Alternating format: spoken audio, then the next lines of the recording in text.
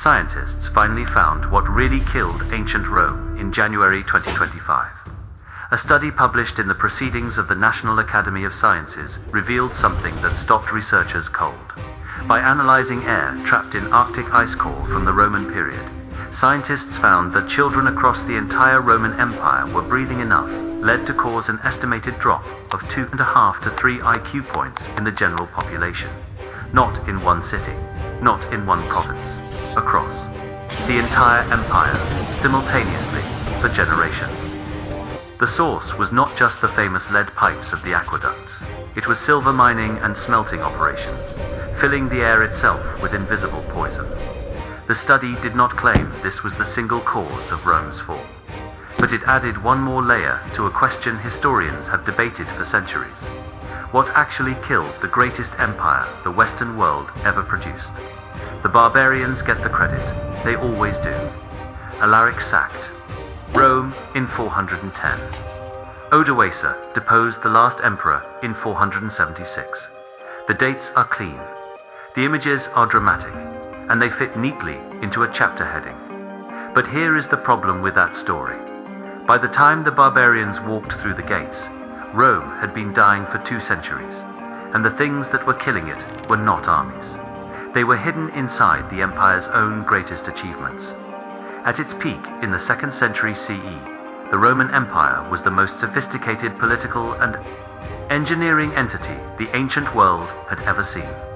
It stretched from Scotland to Mesopotamia, from the Rhine to the Sahara. It governed an estimated 70 million people, roughly a quarter of the world's entire population at the time. Its roads, still partially intact today, connected every corner of the empire with a precision that would not be matched in Europe for over 1,000 years. Its aqueducts were engineering marvels that delivered fresh water to cities of hundreds of thousands of people. Its legal system formed the foundation of nearly every legal code in the Western world today. Its army was the most disciplined and effective fighting force in existence. And yet, within 3 centuries, it was gone. Not defeated in a single catastrophic battle, not destroyed by a superior civilization. It dissolved, it hollowed out. It became something else, slowly, over generations, until what remained was too weak to hold its borders, too poor to pay its soldiers, and too fractured to govern itself. The question historians have debated for over 200 years.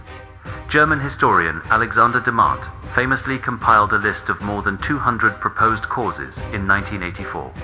Is how something that powerful could collapse so completely without a single fatal blow? The answer is not one thing. It is a set of systems, each one rational and even brilliant in isolation, that combined over centuries into something Rome could not escape. Start with the aqueducts, because they are the most famous and the most misunderstood. Rome built over 500 kilometers of aqueducts, supplying the city of Rome alone. The water they delivered was genuinely revolutionary. Clean, flowing, reliable, reaching fountains, baths, and homes, across a city of over 1 million people. The problem was the pipes. The Romans built their distribution system from lead. The Latin word for lead is plumbum, which is where the English word plumbing comes from. Lead was ideal for the purpose, soft enough to shape, durable, widely available. The Romans also stored wine and cooked food in lined vessels, used lead in cosmetics, medicines, and pigments, and sweetened wine with lead acetate, which they called sugar of lead. A 2025 PNAS study confirmed that Roman tap water contained lead levels up to 100 times higher than local spring water. The same study found that Arctic ice cores from the Roman period show elevated lead pollution across Europe. That correlates directly with Roman industrial activity. A separate 2025 PNAS study found this airborne lead from silver smelting was sufficient to cause widespread cognitive effects across the population. 2.5 to 3 IQ points across an entire empire sounds small.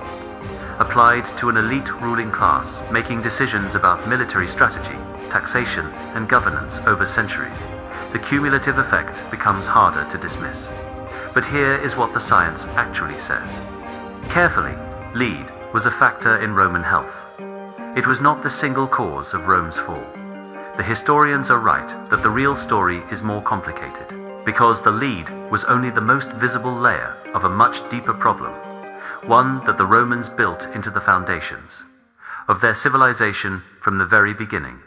Slavery was not a feature of the Roman economy. It was the Roman economy. At the height of the empire, historians estimate that between 30 and 40% of the population of Italy were enslaved. In some agricultural regions, the proportion was even higher.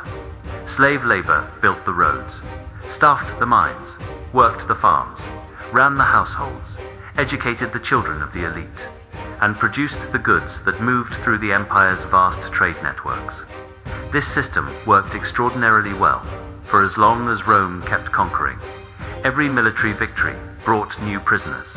Every new province brought new enslaved workers. The supply was self-sustaining as long as the empire kept expanding, but it carried a hidden cost that would only become visible centuries later. When you have an unlimited supply of human labor, you have no incentive to invent machines. Ancient historians note that the Romans had access to technologies that, in other circumstances, might have sparked an industrial revolution. Watermills, early steam-powered devices, mechanical principles that were understood but never widely applied. The reason they were never developed into productive technology is straightforward. Why build a machine to do something when you have thousands of enslaved people who can do it instead? The Romans understood leverage, pulleys, and water power. They used all of these in limited ways. But they never built a mechanical loom, never developed agricultural machinery, never industrialized any part of their production, because they did not need to. The enslaved workforce made innovation economically irrational then. Around the 2nd century CE, something changed. The Augustan peace, the long period of relative stability after the civil wars, meant fewer wars, fewer prisoners, fewer new enslaved workers entering the system. The supply of enslaved labor began to shrink. And because Rome had never developed the technological alternatives that a labor shortage would normally have forced, there was nothing to replace it. The economy that had run on human labor for 4 centuries suddenly found itself short of that labor, with no backup system in place. This is where the pattern the Channel has been tracing across civilizations becomes unmistakable. When the slave supply shrank, agricultural production declined. When agricultural production declined, tax revenue fell. When tax revenue fell, the government could not pay its soldiers. When soldiers went unpaid, loyalty shifted to local commanders, to warlords, to anyone who could actually deliver. Political instability followed, almost mechanically. Between 235 and 284 CE, Rome had over 50 different emperors, most of them assassinated. The government responded to falling revenue by debasing the currency, mixing less silver into coins to produce more of them. Inflation followed. As inflation rose, the effective value of taxes fell further, requiring more debasement, accelerating the cycle.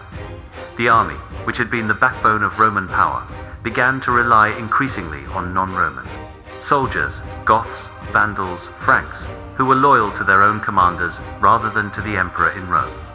These were not inferior soldiers. Many were excellent fighters, but their loyalty was personal and contractual, not civic. When Roman officials mistreated them, and they frequently did, the consequences were catastrophic. A Roman historian recorded that officials forced starving Goths to trade their own children into slavery in exchange for dog meat. The Goths rose in revolt. At the Battle of Adrianople in 378 CE, they killed the Eastern Emperor Valens. It was a turning point that every history textbook records. What the textbooks less often emphasize is that the Goths did not appear from nowhere. They were inside the empire's borders because Rome had invited them in, because it needed soldiers, because it could not produce enough of its own, because the civic military tradition had eroded, because the economy that funded it had collapsed, because the slave system that ran that economy had run out of fuel, because Rome had never built anything to replace it. Here is the thing about Alaric sacking Rome in 410. It was not a conquest. Alaric had been a Roman military commander. He had served the empire loyally, fought its wars. and repeatedly requested formal recognition and payment for his troops. Payment the Western government simply did not have. When recognition was denied one final time, he marched on Rome. The sack lasted 3 days. It was violent and traumatic. But Alaric did not try to replace Rome with something else. He was trying to get what Rome owed him. The famous historian Edward Gibbon wrote in the 18th century that Rome's decline was the natural and inevitable effect of immoderate greatness. Prosperity ripened the principle of decay. What he was describing, without quite the language to name it, is the same pattern this series has traced from the Bronze Age to the Maya to the Indus Valley. A civilization that built systems so efficient, so interconnected, so dependent on their own continued success, that they lost the ability to absorb any shock. Rome did not fall to the barbarians. The barbarians walked into a space that Rome had already vacated. The lead in the pipes did not kill the empire. It contributed to centuries of cognitive and public health burdens that compounded everything else. The slave economy did not destroy Rome overnight. It made innovation irrational for centuries, then left the empire with nothing when its labor supply dried up. No single cause. Several systems, each reasonable in isolation, combining over generations into something irreversible. The same autopsy, in a different century, on a different continent, with different names on the report. Compare this to what this series has already examined. The Bronze Age collapse, a hyper-connected trade network for tin that became so efficient it could not absorb a single disruption. The Maya, a city that poisoned its own water supply with the pigment it used to honor its kings, then faced drought with no clean water left. The Indus Valley, a civilization that survived 3 consecutive century-long droughts through adaptation and ran out of resilience on the 4th. In every case, the same structure, a system that works brilliantly, becomes load-bearing for the entire civilization, and is never replaced or backed up until the moment it fails, at which point there is nothing left to catch the weight. Rome's version of this is perhaps the most instructive, because it is the most recent and the most documented. We have 200 proposed causes, centuries of historical debate, and 2025 studies analyzing Arctic ice cores to confirm what the lead actually did to Roman children's developing brains. And the answer is still not one thing. It is never one thing. The lesson of every autopsy this channel has performed is the same one, arriving in different costumes. The most sophisticated civilizations in human history were not destroyed by enemies. They were undone by the very systems that made them sophisticated, systems that optimized so completely for the present that they left no room for the future. Rome was the greatest empire the Western world ever produced. And it fell because it built too well, relied too completely, and adapted too late. If this changed how you think about history, subscribe. We do this every week. And if you want to go deeper, the next autopsy is already waiting.